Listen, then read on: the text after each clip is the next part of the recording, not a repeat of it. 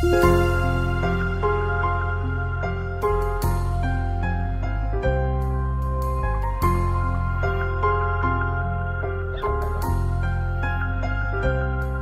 മിശിഹായിക്ക് സ്തുതിയായിരിക്കട്ടെ. ഈശോയിൽ പ്രിയമുള്ളവരെ, തലശ്ശേരി അതിരൂപതയിലെ വിളക്കന്നൂർ ക്രിസ്തുരാജ ദേവാലയത്തിൽ 2013 നവംബർ 13 നടന്ന ദിവ്യകാരുണ്യ അത്ഭുതം സഭ ഔദ്യോഗികമായിട്ട് പ്രഖ്യാപിക്കുമ്പോൾ തീർച്ചയായിട്ടും അത് വലിയൊരു വിശ്വാസത്തിൻ്റെ സാക്ഷ്യമായിട്ട് നമുക്ക് കണക്കാക്കാം. കാരണം ദൈവം വിശുദ്ധ കുർബാന സത്യമായി എഴുന്നള്ളി ഇരിക്കുന്നു എന്നുള്ളതിൻ്റെ ഒരു അടയാളമാണ് ഈ ഒരു അത്ഭുതം. തീർച്ചയായിട്ടും ഈ അവസരത്തിൽ നമുക്കറിയാം, ഒരു അതിരൂപതയിൽ അല്ലെങ്കിൽ ഒരു പ്രദേശത്ത് അത്ഭുതം നടക്കുമ്പോൾ അല്ലെങ്കിൽ ഇപ്രകാരം ഒരു പ്രതിഭാസം നടക്കുമ്പോൾ അവിടുത്തെ ഏറ്റവും അധികം ഉത്തരവാദിത്തപ്പെട്ട ആൾ എന്ന നിലയിൽ അവിടുത്തെ രൂപതാധ്യക്ഷൻ ഒത്തിരിയേറെ ചുമതലകൾ വഹിക്കേണ്ടതായിട്ടുണ്ട്. തീർച്ചയായിട്ടും അന്ന് തലശ്ശേരി അതിരൂപതയുടെ ഇടയനായി സേവനമനുഷ്ഠിച്ച അഭിവന്യ മാർ ജോർജ് വലിയമറ്റം പിതാവാണ് നമ്മോടൊപ്പം ഉള്ളത്. നമുക്ക് പിതാവിനോട് കൂടുതൽ കാര്യങ്ങൾ ചോദിച്ച് മനസ്സിലാക്കാം. പിതാവേ, അന്ന് അതിരൂപത അധ്യക്ഷൻ എന്ന നിലയിൽ ഈ ഒരു അത്ഭുതം കേട്ടപ്പോൾ നമുക്കറിയാം, തലശ്ശേരി അതിരൂപതയ്ക്ക് മുമ്പ് ഒത്തിരിയേറെ അത്ഭുതങ്ങൾ സംഭവിച്ചിട്ടുണ്ട്. അതിനെക്കുറിച്ചുള്ള പഠനങ്ങളൊക്കെ നടത്തിയിട്ടുണ്ട്. പക്ഷെ ഇപ്രകാരം ഒരു വൈദികന് ദിവ്യകാരുണ്യത്തിൽ അത്ഭുതം നടക്കുന്നത് ആദ്യമായിട്ടാണ്. ഇപ്രകാരം ഒരു കാര്യം സംഭവിക്കുന്നത്. ഇതിനെക്കുറിച്ച് കേട്ടപ്പോൾ പിതാവിന് ആദ്യമായി എന്താണ് തോന്നിയത്? പിതാവ് എന്തൊക്കെ കാര്യങ്ങളാണ് അതിനകത്ത് ചെയ്തിട്ടുള്ളത്? ദിവ്യകാരുണ്യ ഭക്തിയും ദിവ്യകാരുണ്യ ആരാധനയും ഒക്കെ ക്രൈസ്തവ ജീവിതത്തിൻ്റെ അടിസ്ഥാന വിശ്വാസങ്ങളാണ്. വിളക്കന്നൂര് ഇപ്രകാരം ഒരു അത്ഭുതം നടന്നു എന്ന് കേട്ടപ്പോൾ അതേപ്പറ്റി കൂടുതൽ പ്രഭാകാന്ത കൊടുക്കുന്നതിനോ അതിന് കൂടുതൽ വിശദീകരണം കൊടുക്കുന്നതിനോ ഒന്നും ഞാൻ പരിശ്രമിച്ചില്ല. കാരണം അക്കാലത്ത് തന്നെ കേരളത്തിൽ തന്നെ വ്യാജ അത്ഭുതങ്ങളുടെ വാർത്തകൾ പ്രചരിച്ചുകൊണ്ടിരുന്നു. മാത്രമല്ല, ലോകത്തിൽ പലപ്പോഴും വ്യാജ അത്ഭുതങ്ങൾ വഴിയായിട്ട് വിശ്വാസികളെ കബളിപ്പിച്ച സംഭവങ്ങൾ എനിക്കറിയാം. അതുകൊണ്ട് തന്നെ അതിന് അമിത പ്രാധാന്യം കൊടുക്കുവാൻ ആഗ്രഹിച്ചില്ല. പ്രധാന കാരണവും ദിവ്യകാരുണ്യ ഭക്തിയും ആ ദിവ്യകാരുണ്യ ആരാധനയും ഒന്നും ഈ അത്ഭുതങ്ങളുടെ അടിസ്ഥാനമായിട്ടുള്ളതല്ല, മറിച്ച് നമ്മുടെ വിശ്വാസം വഴിയായിട്ടാണ് അവ വളർത്തേണ്ടതും അവ നമ്മുടെ രക്ഷകരമായി തീരേണ്ടതും. എങ്കിലും ഈ സംഭവം അറിഞ്ഞപ്പോൾ ഇതിൻ്റെ യാഥാർത്ഥ്യം, സത്യസന്ധത അറിയുന്നതിന് വേണ്ടിയിട്ട് പഠിക്കേണ്ട രംഗങ്ങളെല്ലാം പഠിക്കുന്നതിനുള്ള സംവിധാനങ്ങൾ അന്ന് ഏർപ്പെടുത്തുവാനായിട്ട് ഞാൻ മുൻകൈയെടുത്തു. ഇപ്പോൾ തീർച്ചയായിട്ടും പ്രകാരമുള്ള അത്ഭുതം പ്രവർത്തിക്കുമ്പോഴും രൂപതാതലത്തിൽ പഠിക്കണം, സഭാതലത്തിൽ പഠിപ്പിക്കണം. അതുതന്നെ സാർവത്രിക സഭയിൽ റോമിലുള്ള വിദഗ്ധരുടെയും പഠനം ഇതിന് ആവശ്യമായിരുന്നു.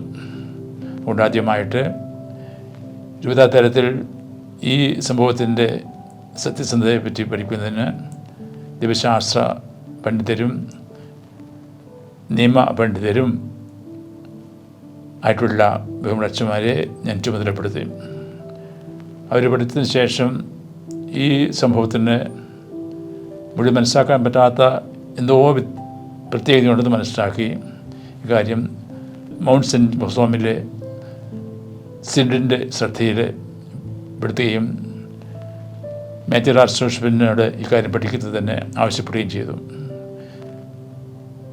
മേജർ ആർച്ച് ബിഷപ്പ് സഭാതലത്തിൽ വിദഗ്ധന്മാരെ ചെറുപ്പെടുത്തി ഈ സംഭവം വിദഗ്ധമായിട്ട് പഠിക്കുകയുണ്ടായി.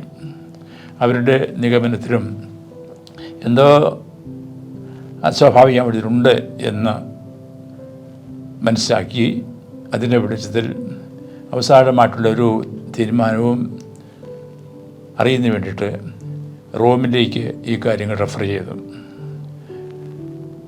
റോമിൽ നിന്നും സാധാരണ ഇപ്രകാരമുള്ള അത്ഭുതങ്ങളുടെ വെറാസിറ്റി മനസ്സിലാക്കുന്നതിനുള്ള വിദഗ്ധ കമ്മിറ്റികൾ പഠിക്കുകയും പഠിച്ചതിന് ശേഷം അത് എപ്രകാരമാണ് ജനങ്ങളെ അറിയിക്കേണ്ട കാര്യമൊക്കെ ഇവിടെ തിരിച്ചറിയിക്കുകയും ചെയ്തു. ദിവികാരൻ അത്ഭുതങ്ങൾ ലോകത്തിൽ പല സ്ഥലത്തും നടന്നിട്ടുണ്ട്. ഇന്നും പല സ്ഥലത്തും ഈശോയുടെ രക്തമായി തീർന്ന വീഞ്ഞ് ഇന്നും അതുപോലെ തിരക്തമായിട്ട് കാത്തു സൂക്ഷിക്കപ്പെടുന്നുണ്ട്. ഈശോയുടെ ശരീരമായി തീർന്ന ഓസ്തി ഇന്നും കേട്ടുകൂടാതെ സൂക്ഷിക്കുന്നുണ്ട്. അങ്ങനെയുള്ള വിശ്വസ്ഥലങ്ങൾ ഞാൻ സന്ദർശിച്ചിട്ടുമുണ്ട്. അപ്പോൾ അത്ഭുതം സംഭവിക്കാൻ പാടില്ല എന്ന് ഞാൻ പറയുന്നില്ല. എങ്കിൽ പോലും ഈ കാര്യത്തിൽ നമ്മൾ വളരെയധികം ശ്രദ്ധ കൊടുക്കേണ്ടതായിരിക്കുന്നു, വിശ്വാസികൾ കബളിപ്പിക്കപ്പെടാതിരിക്കാനായിട്ട്. എന്തായാലും വിദഗ്ധമായ പഠനത്തിന് ശേഷം വിളക്കന്നൂർ നടന്നത് യഥാർത്ഥം ഒരു ദിവികാരൻ്റെ അത്ഭുതമാണ് എന്ന് സഭ ഔദ്യോഗികമായിട്ട് പ്രഖ്യാപിക്കുകയും വിശ്വാസയോഗ്യമായിട്ട് പ്രത്യേകമായിട്ട് വണക്കം ഈ ഓസ്തിക്ക് കൊടുക്കുവാനായിട്ട് നമ്മളെ അനുവദിക്കുകയും ചെയ്തിരിക്കുകയാണ്. അതിൽ എനിക്ക് ഒത്തിരി സന്തോഷമുണ്ട്. അത്ഭുതത്തിൽ വിശ്വസിക്കുന്നുണ്ട് ഞാൻ. ആ അത്ഭുതം ഒരിക്കലും വിശ്വാസത്തിൻ്റെ പ്രാർത്ഥനയുടെയും വിഭവത്തെ അടിസ്ഥാനമാകരുത്, വിശ്വാസമായിരിക്കണം. അത്ഭുതം പ്രവർത്തിച്ചില്ലെങ്കിലും നമ്മൾക്കറിയാം സത്യമായിട്ടും വിശ്രുബാനയിൽ ഈശോ സന്നിധിയിലാണ്. ഈശോ നമ്മളോടുകൂടി ഇന്നും ജീവിക്കുന്നുണ്ട്. ആ അതിവ്യപ്പം, ആ രക്തം നമുക്ക് നിത്യജീവൻ നൽകുന്ന ആ വലിയ കുദാശയാണ്. ദൈവത്തിൻ്റെ ഏറ്റവും വലിയ സ്നേഹത്തിൻ്റെ അടയാളമാണ്. പിതാവായ ദൈവം നമ്മൾ സ്നേഹിക്കുന്നുണ്ട്. ആ സ്നേഹത്തിൻ്റെ വലിയ അടയാളമാണല്ലോ തൻ്റെ ഏകജാതനെ നമുക്ക് നൽകുന്നിടത്ത്. ആ ഏകജാതൻ അടുത്ത വലിയ സ്നേഹം നമ്മൾ പ്രകടിപ്പിച്ചുകൊണ്ട് അവിടുന്ന് സ്വയം നമുക്ക് നൽകി, നമുക്ക് വേണ്ടി മരിച്ചു, ഉയർത്തെഴുന്നേറ്റു. ശേഷം നമ്മളോട് ആയിരിക്കുന്നതിന് വേണ്ടിയിട്ട് ദിവ്യകാരുണ്യത്തിലെ ശ്രുബാനയിൽ നമ്മൾ സന്നിധിരാകുന്നുണ്ട്. ദൈവത്തിൻ്റെ വലിയ സ്നേഹത്തിൻ്റെ അടയാളമാണ്. ആ വലിയ സ്നേഹത്തിന് നമുക്ക് തന്നെ പറയുകയും ആ സ്നേഹം മനസ്സിലാക്കിക്കൊണ്ട് ആ സ്നേഹത്തിന് പ്രതി സ്നേഹമായിട്ട് എല്ലാവരും ദൈവത്തെ സ്നേഹിക്കുന്നതിനും സഹോദരനെ സ്നേഹിക്കുന്നതിനും നമുക്ക് പരിശ്രമിക്കാം. ഈ അത്ഭുതത്തിൻ്റെ പ്രസക്തി ഉണ്ടാകുന്നത് നമ്മുടെ വിശ്വാസക്കുറവാണ്. കാരണം നമ്മളെല്ലാവരും ബലഹീനരാണ്, നമുക്ക് വിശ്വാസക്കുറവാണ്. അപ്പോൾ ആ വിശ്വാസക്കുറവിനെ പരിഗണിച്ചിട്ടാണ് സ്നേഹിതാവ് ദൈവം നമ്മുടെ സ്നേഹത്തെ പ്രതി നമ്മുടെ വിശ്വാസക്കുറവ് പരിഹരിക്കുന്നതിനുമാണ് ഇപ്രകാരമുള്ള അത്ഭുതം വഴിയായിട്ട് നമ്മുടെ വിശ്വാസത്തിലേക്ക് നയിക്കുന്നത്. അതുകൊണ്ട് വിളക്കന്നൂർ ഈ അത്ഭുതം ദൈവത്തിൻ്റെ വേറൊരു നമ്മളോട് സ്നേഹത്തിൻ്റെ അടയാളമായിട്ട് ഞാൻ കണക്കാക്കുന്നു.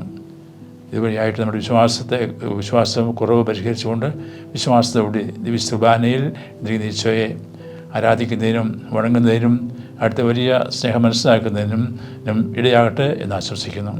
അതിനിടയാക്കിയ നല്ല ദൈവത്തിന് ഞാൻ പ്രത്യേകം നന്ദി പറയുന്നു.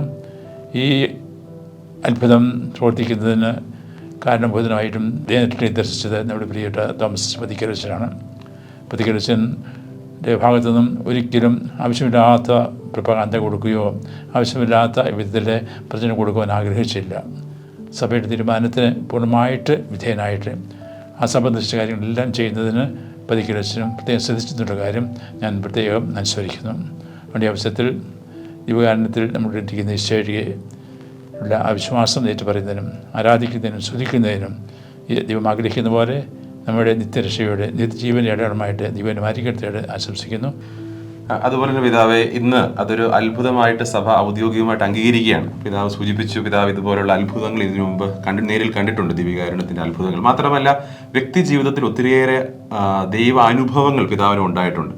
ഇപ്രകാരം ഒരു അത്ഭുതം സംഭവിക്കുമ്പോൾ തീർച്ചയായിട്ടും പിതാവ് ഇതിനെ തുടർന്നുള്ള എങ്ങനെയാണ് അതിനെ നോക്കിക്കാണുക? നമ്മുടെ അതിരൂപതയിൽ സംഭവിച്ചൊരു കാര്യമാണ്. മാത്രമല്ല ഇപ്രകാരം ഒത്തിരിയേറെ ദൈവാനുഭവങ്ങൾ പിതാവിന് ഉണ്ടായിട്ടുണ്ട് വ്യക്തിപരമായിട്ടും. അതോടൊപ്പം തന്നെ അങ്ങനെയുള്ള അത്ഭുതങ്ങൾ കാണുകയും ചെയ്തിട്ടുണ്ട്. ഇതിനെ വ്യക്തിപരമായി എപ്രകാരമാണ് നോക്കിക്കാണുക? വ്യക്തിപരമായിട്ട് ഞാൻ പറഞ്ഞ് അവസാനിപ്പിച്ചതുപോലെ വ്യക്തിമാരെ കാണുന്നത് ദൈവം നമ്മുടെ രൂപതയെ കാണിക്കുന്ന വലിയ സ്നേഹത്തിന്, നമ്മുടെ രൂപതയെ സ്വന്തമായിട്ട് അവിടുത്തെ ആ സ്നേഹത്തിന് സമൂഹമാക്കുന്നതിന് വേണ്ടിയിട്ട്, നമ്മുടെ രൂപതയിൽ എല്ലാവരെയും നിത്യജീവൻ നൽകുന്നതിന് വേണ്ടിയിട്ട് ആ ദൈവം നമ്മൾ കാണിച്ച വലിയ ഒരു സ്നേഹത്തിൻ്റെ അടയാളമാണ്. ആ വിധത്തിലാണ് ദൈവം നമ്മോട് കാണിക്കുന്ന വലിയ സ്നേഹം മനസ്സിലാക്കിക്കൊണ്ട് ആ ദിവ്യകാരുണ്യ ആരാധന വഴിയായിട്ട്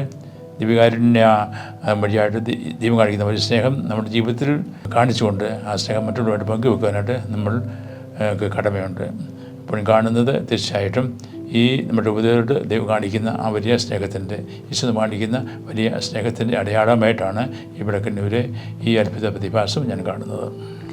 താങ്ക് യു വിനോജ് പിതാവേ. പിതാവിൻ്റെ വലിയ വാക്കുകൾക്കും അതോടൊപ്പം തന്നെ അന്ന് പിതാവെടുത്ത നല്ല നല്ല തീരുമാനങ്ങൾ, അതോടൊപ്പം തന്നെ നടപടികളാണ് ഇത്രയും ഈ ഒരു അത്ഭുതത്തെ ഔദ്യോഗികമായിട്ട് സഭ അംഗീകരിച്ചുകൊണ്ട് പ്രഖ്യാപിക്കുമ്പോൾ ഒത്തിരിയേറെ സന്തോഷമുണ്ട്. പിതാവിന് ഹൃദയപൂർവ്വമായിട്ടുള്ള നന്ദി അറിയിക്കുന്നു. Thank you.